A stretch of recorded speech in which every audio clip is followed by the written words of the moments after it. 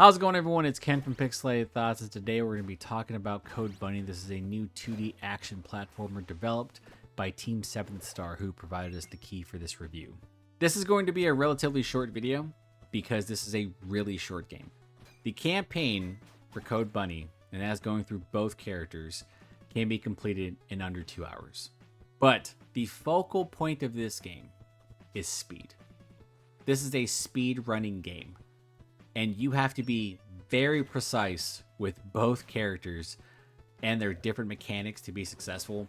And I will say this though, when everything is flowing, when you start to really understand how the mechanics work and how things operate, this game is incredibly satisfying. I had more fun with Hazel than I did with Axel. That's primarily because I really like the parry mechanic with Hazel. And then when I realized when you utilize the parry mechanic alongside the karma mechanic, which is essentially you doing extra damage as you're parrying and as you're hitting them with that arrow to follow up. It is so much fun being able to melt bosses as you're going through a level. I had a great time doing it. With Axel, you have an EX mechanic, and that's you building up your shield and your attack power as you're essentially spinning into characters and utilizing your momentum to do more damage. I really felt like this character was great in certain boss fights, but I just couldn't get comfortable in the final boss fight, which was one that admittedly had taken way too long. Regardless though, I had a really good time with Code Bunny. I knew nothing about this game. We received an email from the developers. They asked us if we wanted to keep, we wanted to cover it on the channel. We said sure.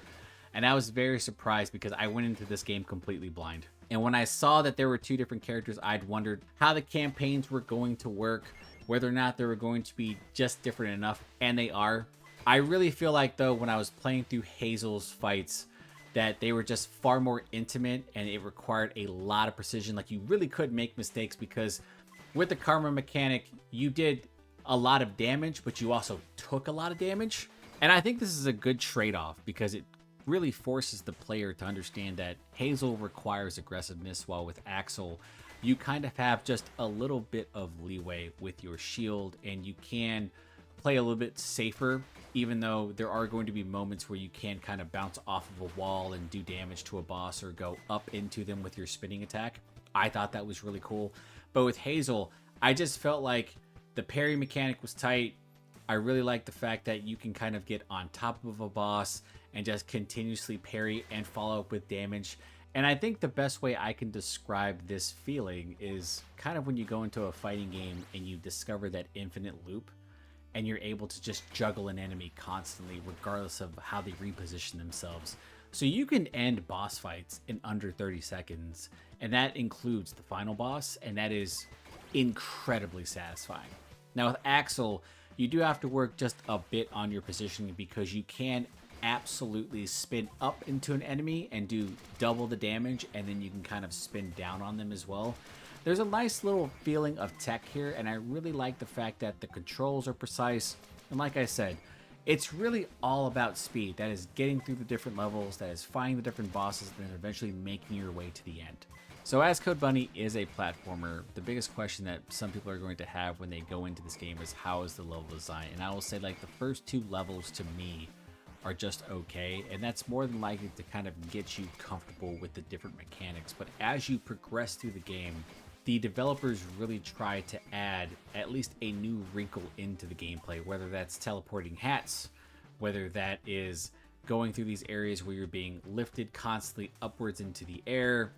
I was really impressed with the final levels than I was with the beginning stuff. I felt like it was just a little bit too easy, too safe, somewhat too generic at times.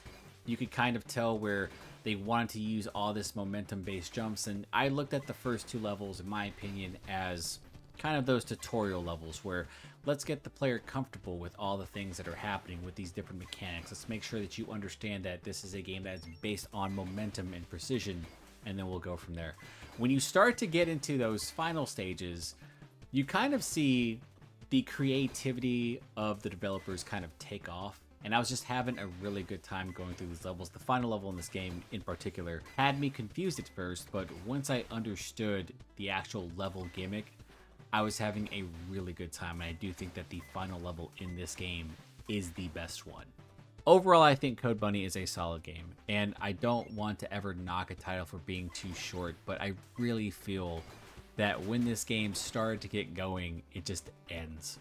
And the thing is, I think that the narrative of this game is going to be very underrated, but the way it ends, it just kind of feels abrupt to me, and there are some really cool moments in this game that I was not expecting. Each character has their own specific arc. There are impactful moments, even though there's probably just not enough time for you to connect with the characters, and you're probably telling yourself, well, it's a 2D platformer. These types of games are all about speed.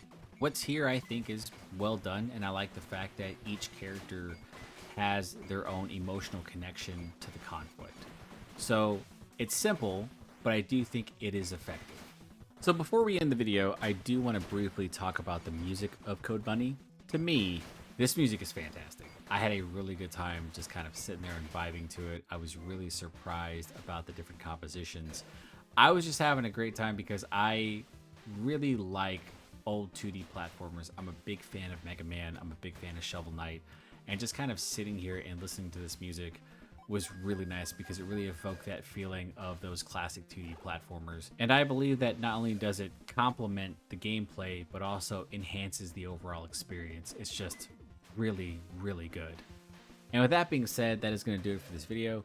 Code Bunny is out now on Steam. I recommend it for anyone who is a fan of 2D action platformers who really wants to kind of engage in these precise games, and who also wants a new game to speedrun, because I do think that some people are going to absolutely break this game with the tech found here.